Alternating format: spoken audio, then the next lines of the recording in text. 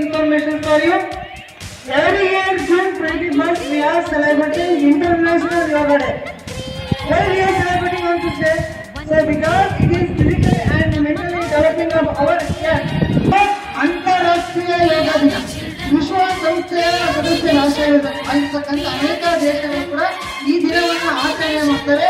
ಯಾವ ಉದ್ದೇಶಕ್ಕಾಗಿ ಈ ದಿನವನ್ನು ಆಚರಣೆ ಮಾಡೋದಪ್ಪ ಅಂತ ಹೇಳಿದ್ರೆ ನಮ್ಮ ದೈಹಿಕ ಹಾಗೂ ಮಾನಸಿಕ ಅಭಿವೃದ್ಧಿಗಾಗಿ ನಾವು ಈ ದಿನವನ್ನು ಆಚರಣೆಯನ್ನು ಮಾಡ್ತಿದ್ದೇವೆ.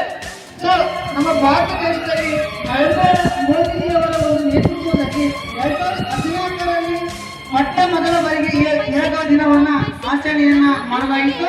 ಅಂದರೆ ಇಲ್ಲಿಗೆ 10 ವರ್ಷ ನಾವು ಈ ಯೋಗ ದಿನಾಚರಣೆಯನ್ನ ಮಾಡ್ತಿರೋದು. ಇಲ್ಲಿಗೆ 10 ವರ್ಷ ಆಗಿದೆ. ಸೊ ಎಲ್ಲರಿಗೂ ಕೂಡ ಯೋಗ ದಿನದ ಶುಭಾಶಯಗಳನ್ನು ಹೇಳುತ್ತಾ, ಸೊ 2024ರ ಒಂದು ಯೋಗ ದಿನದ ವಾಕ್ಯ ಏನಂತಂದ್ರೆ, ಯೋಗ ನಮಗೆ ಮತ್ತು ನಮ್ಮ ಸಮಾಜಕ್ಕೆ ಎಂಬ ಒಂದು ಉದ್ದೇಶದ ಮುಖಾಂತರ ಈ ಯೋಗ ದಿನವನ್ನು ಆಚರಣೆಯನ್ನು ಮಾಡುತ್ತೇವೆ. ಎಲ್ಲರಿಗೂ